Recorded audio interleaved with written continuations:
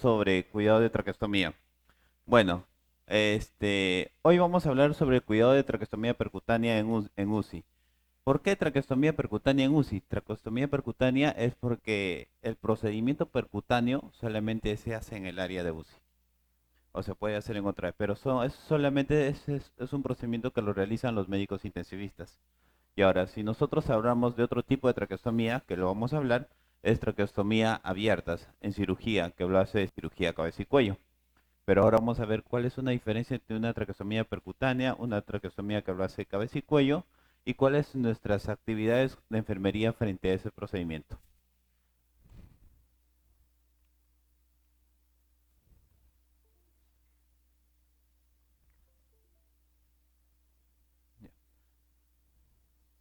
Traqueostomía, traqueostomía o traqueostomía. Traqueotomía o traqueostomía. ¿Saben, alguno de ustedes me puede decir la diferencia de estos dos? Traqueotomía es cuando lo realizan los cirujanos de cabeza y cuello. Es un procedimiento limpio, quirúrgico. Y traqueostomía es cuando nosotros tenemos este aparatito de acá y genera una guía, se genera un ostoma que se puede colocar, que se coloca. Ya, esto lo que está acá alrededor es una traqueotomía y una traqueostomía. Vamos. Traqueotomía. Procedimiento quirúrgico que se comunica en la tráquea por medio externo con la finalidad de favorecer una vía aérea. ¿Por qué se hace una traqueostomía? Una traqueostomía se realiza ¿por qué? Porque un paciente puede haber llegado a la UCI, una neumonía que no estoy curado, paciente reinfectado, lo han intubado al paciente, ha estado intubado aproximadamente más de 15 días o, o haya tenido un laringoespasmo. Entonces, si ha estado intubado mayor de 15 días o es un paciente neurológico que va a utilizar catéter de traqueostomía con estancia prolongada, ¿qué vamos a hacer? Si el tubo, este tubo que todos han conocido hoy día en la mañana,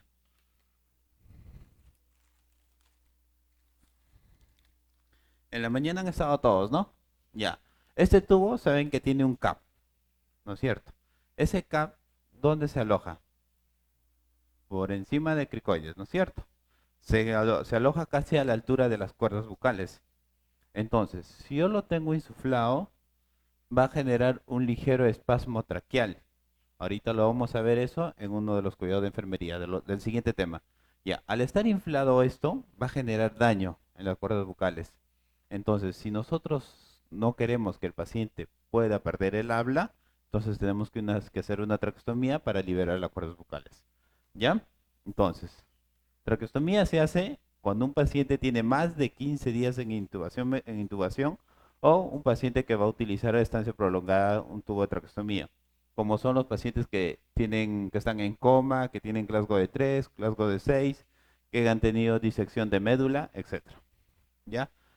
Se abre dando lugar a una formación de un traqueostoma transitoria. ¿Por qué es transitorio? Porque si un paciente tiene neumonía y se sana de la neumonía, entonces esto va a tener que salir y automáticamente va a tener que sellar todo esto. Traqueostomía. Puede reanudar en una menor tasa de complicaciones como hemorragias, enfisema subcutáneo, falsas vías, cánula, infecciones. Permite poder sacar la cánula y aspirar la tráquea. A ver, esta traqueostomía se realiza en la UCI. Este es el procedimiento que se realiza.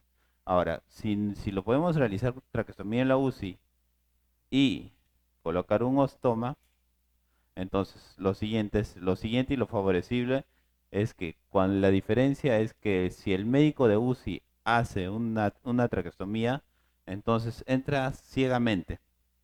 ¿Ya? Si te se dan cuenta, este es un procedimiento cerrado. Solamente utilizan una guía, una aguja y es como si dilataran todo el traqueostoma. ¿Ya? Pero en este procedimiento ustedes pueden ver que cirugía, cabeza y cuello le realiza un corte. Mediante esos cortes pueden visualizar dónde está ubicado el traqueostomía, para que lo puedan ubicar la traqueostomía. Entonces, ahí es donde cirugía y cabeza y cuello hace un corte y ese corte posteriormente lo va afrontando. Lo afronta y lo deja suturado todo esto, todos los bordes.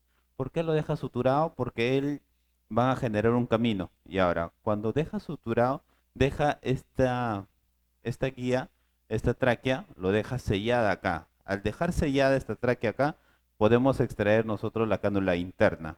Al extraer la cánula interna, cuando el paciente tiene bastantes secreciones, sacamos la cánula interna, limpiamos y volvemos a meter. ¿Por qué una traqueostomía nos ayuda de esta manera?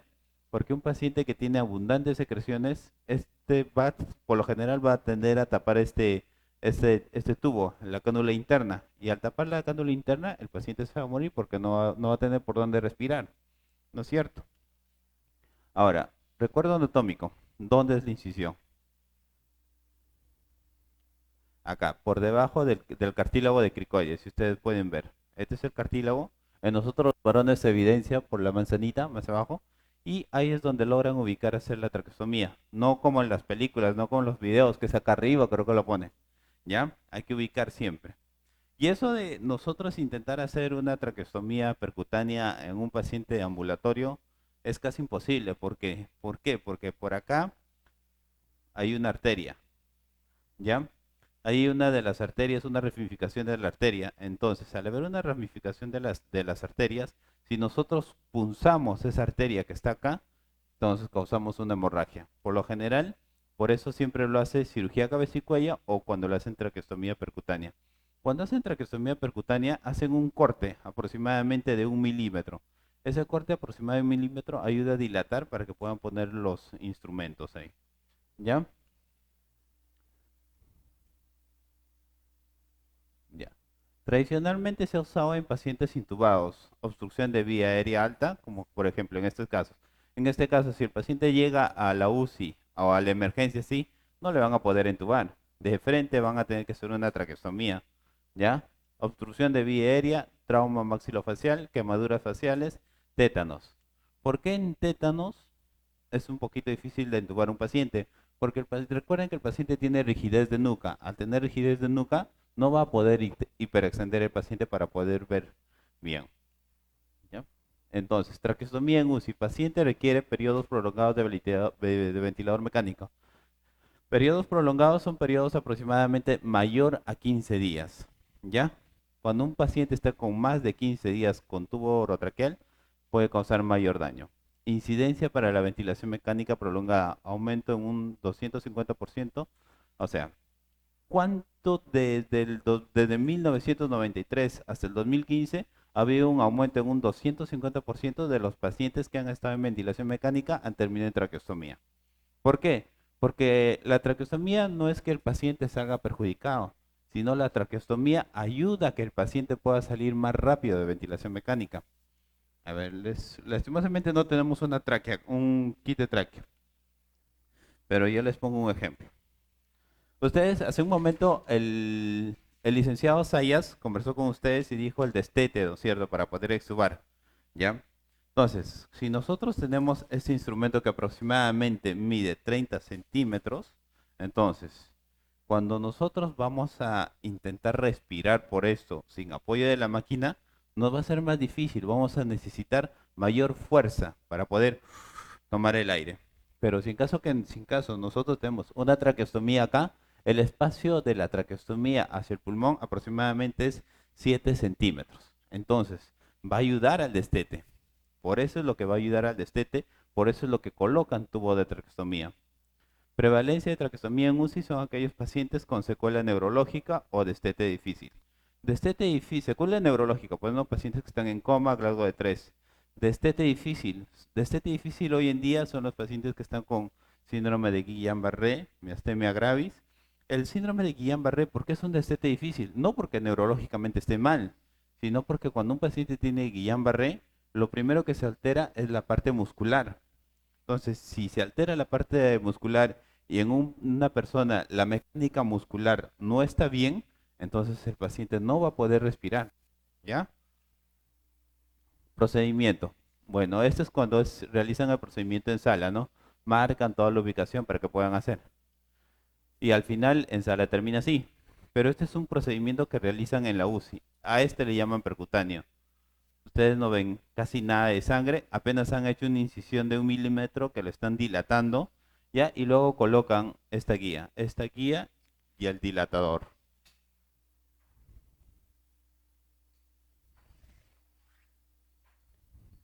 La guía y el dilatador. Así es donde realizan un procedimiento de traqueostomía en UCI. Beneficios de la traqueostomía. Confort del paciente. ¿A qué se refiere? ¿Alguno de ustedes está trabajando en UCI ya? Cuando una persona trabaja en UCI, se dará cuenta que al momento nosotros tenemos que movilizar a los pacientes cada 3 horas, cada 4 horas, dependiendo, ¿no es cierto? Es un aproximado de movilizar 4 veces al día o 3 veces al día. Pero nosotros al movilizar a un paciente que está con un tubo así en la boca, lo giramos al paciente y al momento de girar va a haber va a empezarse a desplazar el tubo si en caso que no está bien fijado. Pero en cambio, si nosotros tenemos la traqueostomía, la fijación de la traqueostomía es mucho más fija, es mucho más seguro. ¿Por qué? Porque entra casi todo. Este es un ejemplo. Solo este espacio queda de la traqueostomía y queda acá adentro. Entonces, esto queda sellado a la piel, así. Entonces, es mucho más fácil movilizar a un paciente con una traqueostomía que tenerle un tubo con todo un tubo, que todo eso está en el corrugado, ¿no? Por eso nos ayuda. Facilita el cuidado de enfermería en la aspiración de vía aérea. A ver, ustedes que han tocado en la mañana este tubo endotraqueal, ¿cuántos centímetros de la sonda de aspiración tiene que ingresar al momento que nosotros aspiramos? A ver, si yo tengo, bueno, este es de un tubo de traqueostomía, ¿ya? Sí, sí, ya, este es. Entonces, si yo tengo, meto, ¿no es cierto? Ustedes me dicen hasta dónde tengo que meter. Bueno, este es de traqueostomía. El otro, ¿tienen el otro? Acá está. Ya, no lo han usado, ¿no? Ya, entonces, si yo agarro la sonda y empiezo a introducir, ¿hasta dónde introduzco? Ustedes díganme ya. Introduzco ahí, introduzco ahí. Ah, ¿en dónde?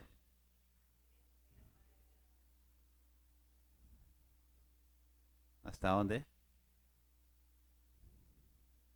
Ya. Cuando nosotros nosotros vamos a intentar de aspirar, yo he visto muchos colegas en el servicio que agarran la sonda y la meten, entonces así todavía lo hacen, así, así, así, lo sacan, lo limpian y lo vuelven a meter, ¿ya? Lo cual no es lo indicado. Cada tubo tiene una medida, ¿ya? Este es un tubo número 7 y un tubo número 7.5. La diferencia entre estos tubos,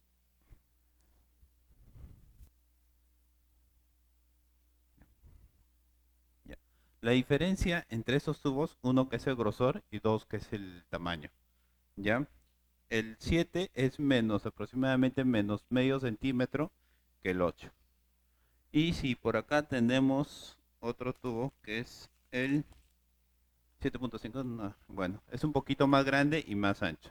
Entonces, por eso, si nosotros vamos a aspirar, por ejemplo, esta es una sonda número 14.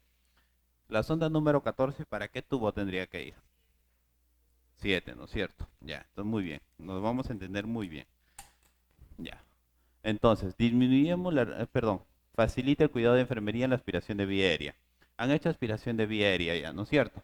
Entonces, para no quedar en dudas, ¿cuántos, cuántos centímetros? Cuando nosotros vamos a aspirar, debemos de tratar de llegar aproximadamente a esta distancia. ¿Ya? Y ahora, las bibliografías dice hasta las 3/4 partes, o sea, hasta acá. ¿Ya? Pero no. Pero incluso hay bibliografías donde te dicen que para extubar el paciente, el mejor método es meter 2 centímetros más adentro.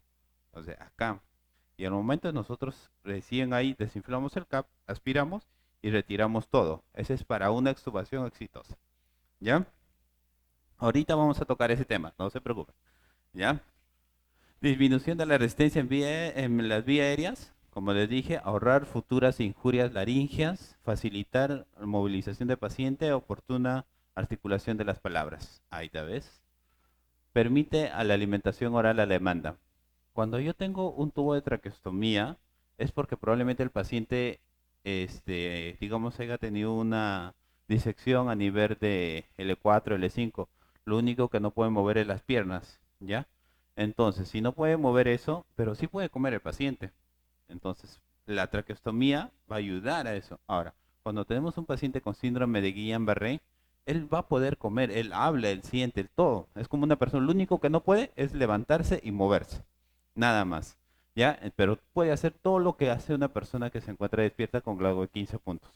Entonces, sí le podemos dar de comer porque ellos ya pueden deglutir. Los síndromes de Guillain-Barré pueden deglutir. ¿Ya? Impacto psicológico, bueno, degluten y depende del grado del Guillain-Barré, ¿no?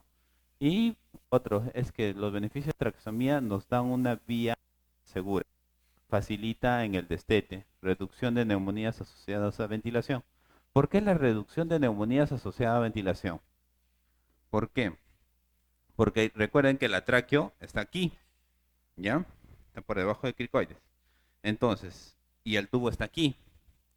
Ustedes cuando chupan un caramelo, el caramelo se diluye no porque se calienta, sino se diluye por la ensalivación, porque nosotros generamos saliva.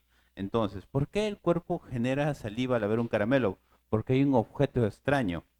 Entonces, este tubo es un objeto extraño en la boca. Entonces, al tener un tubo, un objeto extraño en la boca, el cuerpo va a tratar de ensalivar para que se pueda desplazar. ¿Ya? Entonces, esa saliva que se está acumulando en la boca, se va acumulando también en el neumotaponamiento, ¿ya? Y ahora, si nosotros empezamos a aspirar solamente boca, así, tin, tin, tin, y no aspiramos por donde está el balón, hasta adentro, o por lo general hay otros que ya vienen con su aspiración subglótica, entonces, nosotros aspiramos. Día 1 aspiramos. Día 2 aspiramos. Día 5 seguimos aspirando así. ¿Y qué es lo que pasa en el día 6, día 7? Que acá adentro, donde no hemos aspirado, ya hay un gran cultivo de bacterias. Entonces, si nosotros no realizamos una buena aspiración y decidimos extubar al paciente, sacamos todo, esas secreciones que no han sido bien aspiradas van a causar una neumonía intrahospitalaria en un paciente. ¿Ya? Por eso hay que tener cuidado. La otra diferencia es que se acumulan secreciones y puede causar neumonía. Pero cuando está acá en la tráqueo, ya no se va a acumular secreciones. Porque lo que está en la boca, lo que está en la saliva, todo lo que se produce en la boca, lo va a deglutir el paciente. Entonces normal, va a funcionar. Pero en cambio, el tubo no ayuda a la deglución. ¿Ya? Uno de los beneficios. Reducción de neumonía asociada a ventilación. Facilita para transferir a los pacientes ventilados fuera de UCI. Definitivamente un paciente con traqueostomía y un paciente con tubo orotraqueal es muy diferente al transporte. ¿Cuál es mucho más fácil transportar? El paciente con traqueostomía. Acá, ¿para qué se utiliza? Bueno, está indicada en casos donde las vías aéreas son superiores y se encuentran obstruidas o seriamente lesionadas. Como el caso de la foto del joven que hemos visto, su vía aérea lesionada, ¿no? Y este es cuando ustedes pueden ver en esta parte de acá. Acá ya se está generando el ostoma. O sea, si se desplaza, si se mueve la traqueostomía, ya no hay necesidad de hacer todo el procedimiento percutáneo. Ya queda el huequito ahí. Entonces, al generar el estoma ahí, nosotros podemos agarrar una guía y meter la cánula definitivamente. O sea, también nos ayuda cuando hay unas autoestubaciones, todo.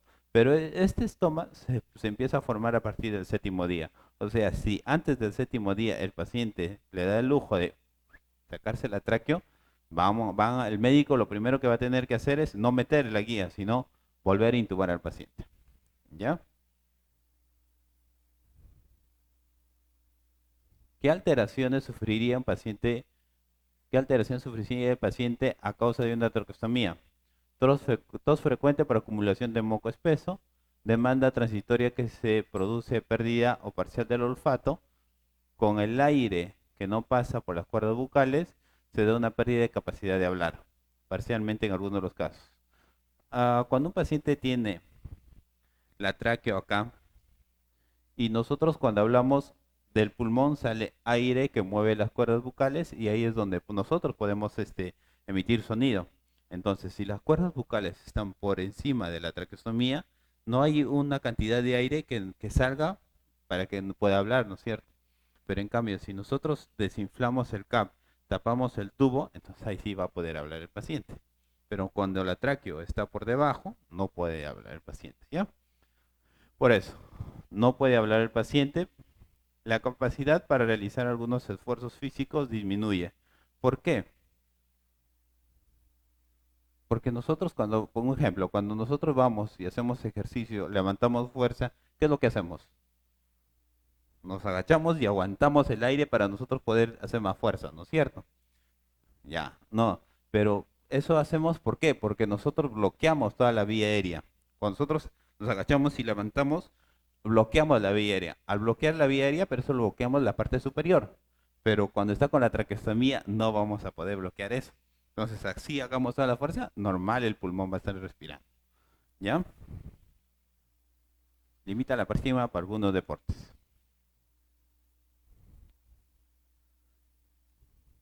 Cuidados generales. Los cuidados generales,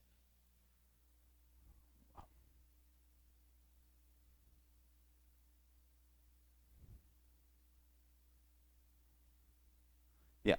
En los siguientes se ha realizado una traqueostomía hasta que la herida cicatrice. Se precisa la ayuda personal especializado que se encargará de cuidar la herida y del cambio de cánula.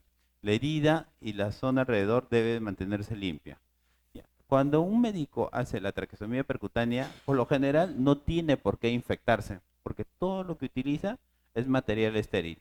Y hay menos sangrado y hay menos corte. Entonces va a haber menos inflamación.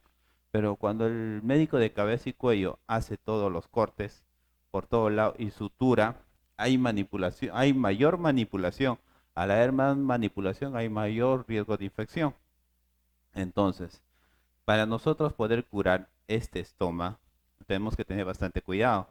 ¿Por qué? Porque si el cirujano, el de cabeza y cuello, realizó toda esta manipulación y nosotros no tenemos el cuidado adecuado séptico para poder curar esto, si curamos sin guantes estériles, sin lavarnos las manos, se va a infectar. Al infectarse esto, el paciente por ley va a llegar a tener una neumonía intrahospitalaria. Cuidados, mantener la vía séptica al momento de hacer la limpieza de la cánula interna de la traqueostomía, no tiene que ser con cualquier agua, tiene que ser con agua estéril, ¿ya? Todo el lavado, la desinfección tiene que ser con agua estéril. Cuando ya vemos algún tipo de signo de flogosis a nivel del estómago, ya podemos utilizar un antibiótico como puede ser la mupirocina, etcétera, ¿no? Que puedan disminuir las bacterias de los contornos del estómago. Asegurar una buena succión, evitando así que la cánula se desplace y que se salga por completo. Si nosotros mantenemos, recuerden que esta es una cánula interna segura y este de acá es la cánula externa. O sea, esto sale y entra. Ya en los primeros días el orificio de la piel debe estar lubricado con alguna crema. Posteriormente lo más importante es la limpieza para evitar la acumulación de moco seco. Infección de la pared del estómago. Pueden ver aquí, esta parte es amarillas, es un riesgo de infección. Granuloma del estómago. ¿Cuándo se da un granuloma del estómago?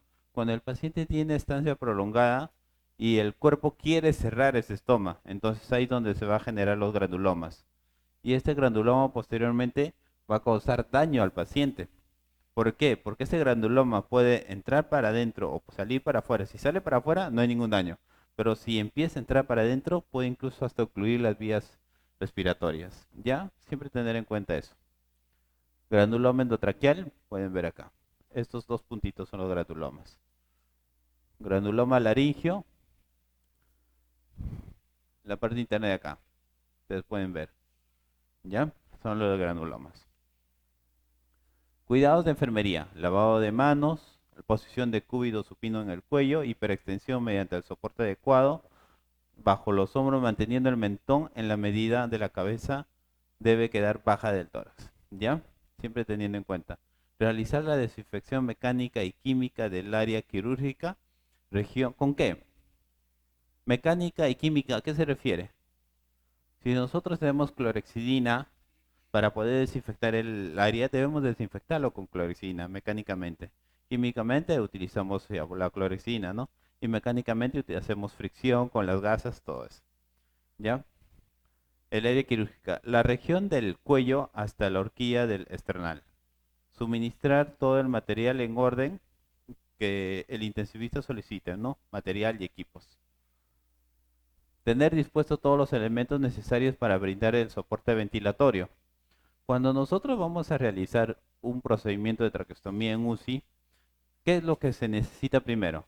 Como personal necesitamos un enfermero que vaya en la cabecera, que vaya un médico que va a realizar el procedimiento, un médico que vaya a asistir al procedimiento y un técnico que nos vaya a aspirar. O sea, en total son 4 personas que nos van a ayudar a hacer el procedimiento.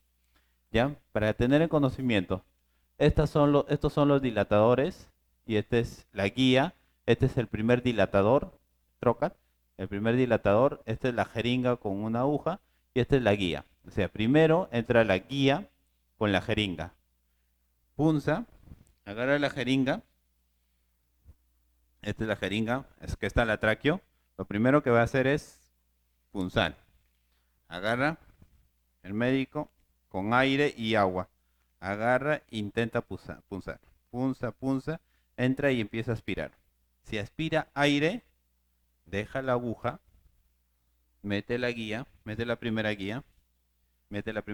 retira la aguja. Entonces, cuando está ahí, recién empieza a poner el primer dilatador, que es el trocar, que es el azulito con blanco. Luego ya viene los dilatadores siguientes, ¿no? Que es esta guía. Y por último, este es el dilatador más la traqueostomía que entra. La forma, cuando ya tenemos el orificio, la forma de que ingrese la tráqueo tiene que ser de esta forma. O sea, está el huequito, ya está el sitio permeable. Entonces, no es meterlo como muchas veces he visto que los médicos lo meten así. Si lo meten así, va a causar traumatismo de tráquea. La mejor forma de meter es de la siguiente manera, así, de esta manera.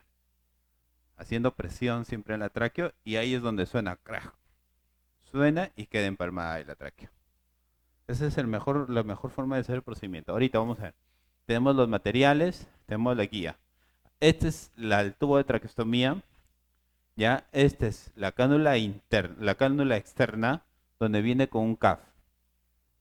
Este CAF, ¿cuánto de presión debe de tener?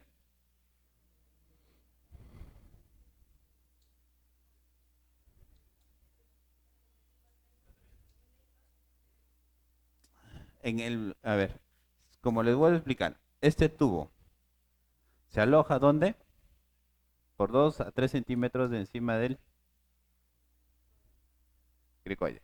¿Ya? Entonces, igual, el tubo de traqueostomía se va a alojar en el mismo sitio.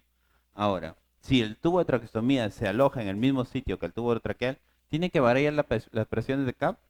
No, la presión de CAP es igual, es la misma. Es de 25 a 30. Lo ideal no es llegar a 30, lo ideal es llegar a 28. Ahorita cuando toquemos el otro tema, ahí les voy a explicar. ¿Ya? Entonces, la cánula externa, la cánula interna sin fenestra, la cánula interna con fenestra. ¿Cuál es la diferencia entre estas dos cánulas? Es que esta tiene un huequito acá.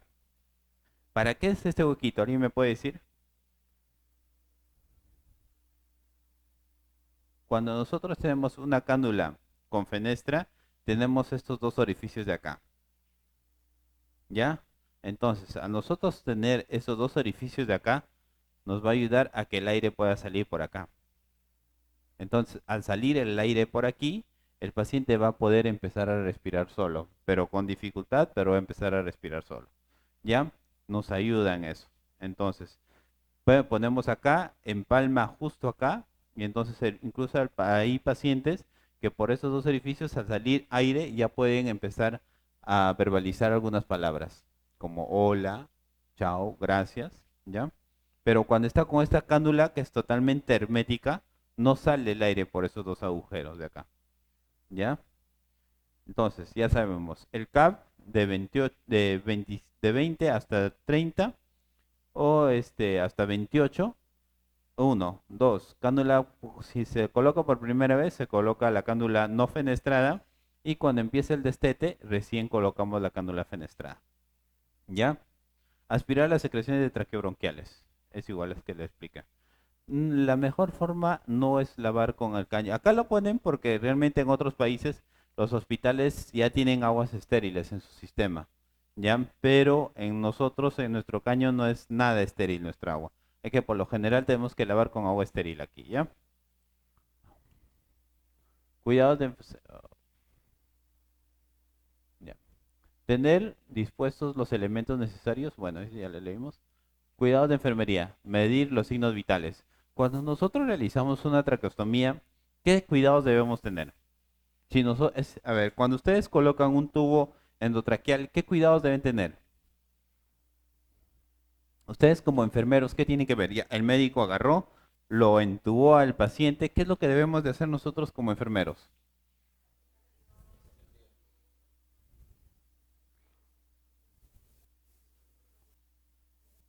Ver la saturación de oxígeno.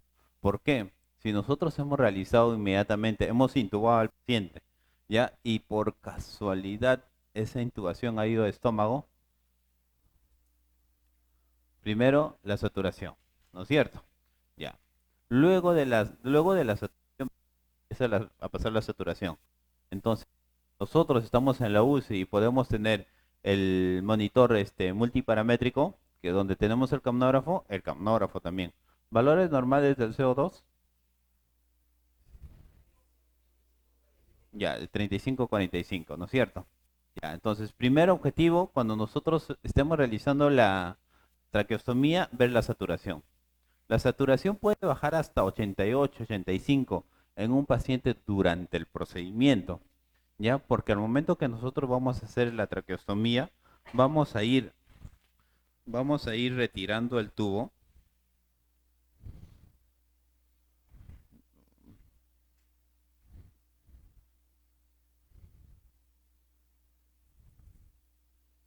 Ya, vamos, ese es el tubo, ya está. Entonces, si nosotros vamos a hacer el procedimiento de la traqueostomía, va a ser lo siguiente. Va a estar entrando la traqueostomía y el tubo va a estar saliendo, ¿ya? Porque es un paciente sedado. Entonces, si el tubo de acá está en la glotis, pero todavía está ventilando y esto va entrando, va a haber una interrupción ahí. Durante el procedimiento va a haber una interrupción. Entonces ahí es donde el paciente va a caer la saturación del paciente, hasta colocar la traqueostomía, hasta colocar la cánula interna y meterlo a ventilación mecánica. ¿Ya? Por eso es por lo general, el paciente puede, no, si está empezando a saturar 88, no alarmarse si estamos en medio del intercambio de la traqueostomía. Pero si está saturando 88 el paciente cuando nosotros estamos empezando el procedimiento, entonces hiperoxigenamos al paciente y dejamos el procedimiento por un momento, ¿no es cierto? Ya, si tenemos nuestro camnógrafo está dando 34. Entonces lo ideal, si tenemos saturación y un CO2 de 34, seguimos el procedimiento. O dice, medir la valoración física constante después del procedimiento. ¿Qué es lo que puede pasar cuando nosotros hacemos una traqueostomía? ¿Qué es lo primero que puede pasar en un paciente? ¿Puede pasar un neumotórax? ¿Cómo pasaría el neumotórax si la traqueostomía?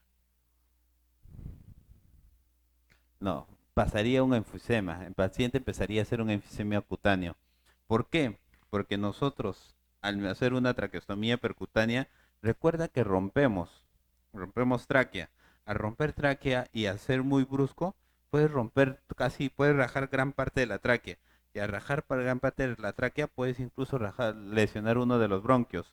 Entonces, por ahí va a empezar a salir aire. Y cuando hay un enfisema subcutáneo, ¡frum!, el paciente se hace toda una pelota. ¿Ya? Verificar eso, que no haya enfisema subcutáneo. Fundamentos, la función respiratoria, cardiovascular y neurológica. Fijar la cánula, esto se logra colocando una cinta de gasa y que, bueno, es una cinta que nosotros colocamos la cánula acá y colocamos la cinta. ¿Ya? Es una fijación sencilla, que ahorita lo vamos a explicar. Cuando el paciente se encuentra fuera de ventilación mecánica, se recomienda cubrir el estómago o el orificio. ¿Por qué? ¿Alguien me puede decir por qué es necesario cubrir un estómago? A ver, bueno, pongo por acá, debemos tener una foto del estómago. A ver, ¿por qué debemos cubrir esto y no dejarlo así? ¿Ustedes se imaginan que cuando nosotros no lo cubrimos esto y le estamos dando de comer al paciente, se meta un arrocito por ahí? Entonces, por eso es necesario cubrir este estómago. Hay máscaras de traqueostomía que te cubren casi todo el estómago. O también lo puedes mantener permeable con un tubo en T. No lo puedes dejar así el estómago. Si tú lo dejas así, puede entrarse un pelo, incluso puede entrarse una mosca, etcétera, ¿no? Se para una mosca acá y cuando nosotros inspiramos ya la mosca está en el pulmón, ¿no es cierto? Entonces, por eso nunca, nunca la traqueostomía debe estar así. ¿Ya?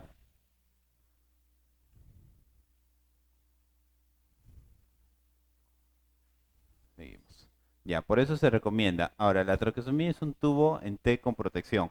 Ahora, cuando nosotros respiramos y ¿qué es lo que pasa? ¿Cómo pasa el aire y el oxígeno a nuestro pulmón? Cuando nosotros ahorita estamos caliente y húmedo, ¿no es cierto? Ya, si nosotros tenemos la traqueostomía, ¿cómo está entrando el aire? Frío y seco. Entonces, por eso siempre hay que tener un humidificador, ¿ya? Siempre tener nuestro humidificador y siempre mantener el agua acorde a temperatura ambiente, ¿no? Para que pueda para que pueda entrar un húmedo al ambiente de la tráqueo. También se deben, también se debe tener en cuenta otras precauciones, como la exposición de agua, de polvo, otras partículas o alimentos. Colocar al paciente en la posición correcta depende de su estado, si está o no está asistido ventilatorio mecánico. O sea, si nuestro paciente está en ventilación mecánica y nosotros hiperextendemos el cuello del paciente, ¿qué es lo que va a pasar? Si nosotros agarramos, hiperextendemos el cuello, probablemente que la tráquea vaya a un costado, se pegue a un costado y no vaya a pasar el volumen adecuado de oxígeno. Uno. Dos, si el paciente está con tráqueo por estancia prolongada, va a ser una fístula por donde va a salir el aire, ¿ya? Entonces, por eso debe estar en un ángulo de 30 a 40 grados, siempre semisentado, para que el paciente pueda tener una adecuada ventilación. Medir y anotar las funciones vitales las veces que sea necesaria en dependencia del estado del paciente, la causa que originó la traqueostomía. O sea, si el paciente ha estado con una disección de médula en C1 o C2, entonces sí tenemos que tenerlo en una posición adecuada, ¿no? No la podemos tener sentado, porque si lo sentamos, ¡plum! Se va a caer, ¡plum! Se va a caer. ¿No es cierto? Cuidado de enfermería, mantener la luz de de la cánula de traqueostomía libre de secreciones. ¿Qué pasa si yo le dejo con secreciones esta cánula? Bueno, uno, ¿y qué pasaría si no respira? Se muere el paciente, ¿no? Se muere, es lo más lógico. Entonces, si nosotros tenemos una cánula de traqueostomía con secreciones, el paciente va a generar hipoxia. Posterior a la hipoxia va a generar un paro cardíaco. Y lo más necesario es siempre estar pendiente que el paciente tenga su cánula interna limpia, ¿ya? Ustedes pueden ver en esta parte, bueno, no es en esta foto, pero ahí en otras fotos donde vamos a poder ver los coágulos que salen de la traqueostomía. Comprobar la permeabilidad de la cánula si ésta se mantiene en el interior de la tráquea, verificando la salida y la entrada a través del aire y de ella misma. Cuidados de enfermería, mantener la cánula fija del cuello. Bueno, esa cánula se va a mantener fija por estas dos orejitas que tienen acá. Estas dos orejitas van a ir al borde del cuello y van a sellar la cánula de traqueostomía. Realizar examen físico para poder ver si no hay un enfisema cutáneo, para ver que no se esté infectándose la traqueostomía. Tomar muestras de secreciones bronquiales y examen bacteriológico cada cierto tiempo, porque recuerden que esta es una herida abierta y es un acceso donde para entrando polvo, aire y puede entrar una infinidad de gérmenes. Siempre hacer un examen de cultivo de secreciones. Ya tomar muestras del exudado de la herida. Mantener la higiene personal y ambiental y confort del enfermo. Se debe brindar al paciente otros medios de comunicación. Esto es muy necesario. Hay pacientes, por ejemplo, ustedes pueden ver, este es un tubo de traqueostomía, una cámara de traqueostomía, ¿ya? O sea, este bebé probablemente tenga alguna dificultad, una atrocia, una atresia o algo debe tener a nivel de la tráqueo para que el bebé termine así en traqueostomía. Ustedes pueden dar cuenta, el bebé está comiendo lo más tranquilo, no tiene ningún inconveniente en digerir sus alimentos, ya mantiene con su traqueostomía, ya vive con su traqueostomía, ya es parte de su vida la traqueostomía. Por eso ustedes lo pueden ver así. Garantizar la hidratación y la nutrición del paciente. Junto a la cama del traqueostomía debe tener un dilatador traqueal, una pinza Kelly o Kocher, además de otra cánula lista en caso que ocurra múltiples decanulaciones. ¿Ya? Acá, control constantes vitales. Como ustedes pueden ver, acá podemos la cinta adecuada para evitar el desplazamiento de la cánula. Acá vemos cómo medir la traqueostomía, la alimentación que es necesario en un paciente. Esta es la cámara de traqueostomía que les decía, la humidificación de la traqueostomía. Y ahora, otro, lo que les decía, la fonación de la traqueostomía está acá arriba. Ustedes pueden ver lo que les decía, las dos rayitas de la traqueostomía. Por ahí puede hablar el paciente cuando nosotros dejemos la cánula fenestrada. Esto es importante, ¿ya? Siempre el paciente tiene que estar con esta cánula con una máscara de traqueostomía. ¿Ya? Y bueno, tener un nebulizador ambiental cada cierto tiempo. El paciente a veces no va a necesitar oxígeno. Si no va a necesitar oxígeno, no le podemos estar dando oxígeno por si no necesita oxígeno. Entonces, lo que podemos hacer es nebulizar cada cierto tiempo para que el paciente pueda mantener permeable toda la vía aérea. Diagnóstico de enfermería. ¿Cuál vendría a ser tu diagnóstico de enfermería en un paciente con traqueostomía?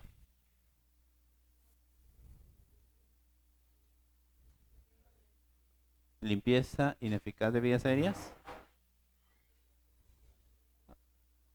riesgo de aspiración, riesgo de infección, otro. Ahí vamos. Nadie me ha adivinado. ¿Por qué creen patrón respiratorio ineficaz? A ver, dígame, ¿por qué creen que este diagnóstico debe ser prioritario en un paciente con traqueostomía? Como les vuelvo a repetir, cuando nosotros iniciamos el tema para poder exponer que la traqueostomía, ¿qué les dije? Paciente que está con intubación prolongada o paciente que haya estado en coma en un Glasgow de 3, en coma, en una disección de médula y que no puede atender adecuadamente el músculo ventilatorio. Nuestro primer diagnóstico viene a ser patrón respiratorio ineficaz por un trauma vertebromedular. Objetivo, la persona mejorará su patrón respiratorio progresivamente. Criterios y resultados. La persona mantiene una frecuencia respiratoria eficaz. A la auscultación pulmonar no presenta ni roncantes ni sibilantes. Bueno, todo paciente que está con traqueostomía, su primer diagnóstico va a ser patrón respiratorio ineficaz, al menos que el paciente esté en ventilación mecánica. Si el paciente está en ventilación mecánica, ya no vendría a ser este su primer diagnóstico. ¿Por qué? Porque ya solucionamos el patrón respiratorio ineficaz, ¿no es cierto? Ya solucionamos este problema. Entonces, si solucionamos este problema, ¿cuál vendría a ser nuestro siguiente problema? La limpieza ineficaz de vías aéreas, ¿no es cierto? Bueno, si el paciente estaba en ventilación mecánica y tiene un acúmulo de secreciones, tenemos que tener como diagnóstico prioritario esto, ¿ya? Ausencia de reflujo de oxígeno y traqueostomía con presencia de secreciones. Ahora, si nosotros tenemos un traqueostoma o una traqueostomía en el cuello, siempre va a haber secreción, siempre. Mientras que la secreción no sea amarilla o verde, no hay ningún inconveniente. El paciente con traqueostomía siempre va a tener secreciones. ¿Por qué? Porque las secreciones es un mecanismo de defensa del cuerpo. ¿Ya? Es un mecanismo de defensa que dice, no, acá hay un objeto extraño, tengo que hacer algo para que pueda salir ese objeto extraño. Entonces, la mejor forma es que generan más cantidad de moco. Objetivo, la persona mantendrá limpieza eficaz de vías aéreas. Criterios y resultados, la persona mantendrá una vía aérea permeable. ¿Ya? Otro es alteración del bienestar relacionado a, bueno, esto es cuando un paciente está de cabeza y cuello, ¿no? Cuando le han hecho el procedimiento. Bueno, podemos ver fases de dolor, frecuencia cardíaca elevada, frecuencia respiratoria elevada. Objetivo, que el paciente recuperará. Criterio resultado, de persona evidencia la disminución del dolor progresivamente, ¿no? Alteración de la función de alimentación. Ahora, nosotros cuando nos alimentamos, nuestro cuerpo sufre una función. O sea, nosotros al deglutir, ¿qué cosa cerramos? Ya, a nosotros de cerrar la glotis podemos pasar los alimentos, ¿no es cierto? Entonces, nosotros vamos a intentar deglutir, va a cerrar la glotis, pero el paciente se va a sentir, no va a haber esa comodidad hasta que el paciente se acostumbre a la traqueostomía, ¿ya? La persona mejorará su función alimenticia progresivamente. Bueno, la persona mantiene una alimentación adecuada. Ese es nuestro fin, ¿no? Déficit de autocuidado. Bueno, cuando un paciente por lo general tiene una disección de médula, no se moviliza, un grado de 3, va a generar todo esto, ¿no? Déficit de autocuidado. Va a haber una lesión por la lesión medular, ¿no? No va a haber ellos mismos no van a poder hacerse una adecuada higiene. Siempre va a haber una persona quien va a estar al costado.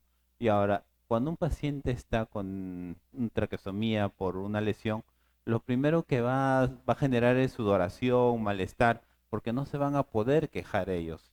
No es como los bebés, ¿no? Los bebés están con su popó y lo primero que hacen es llorar.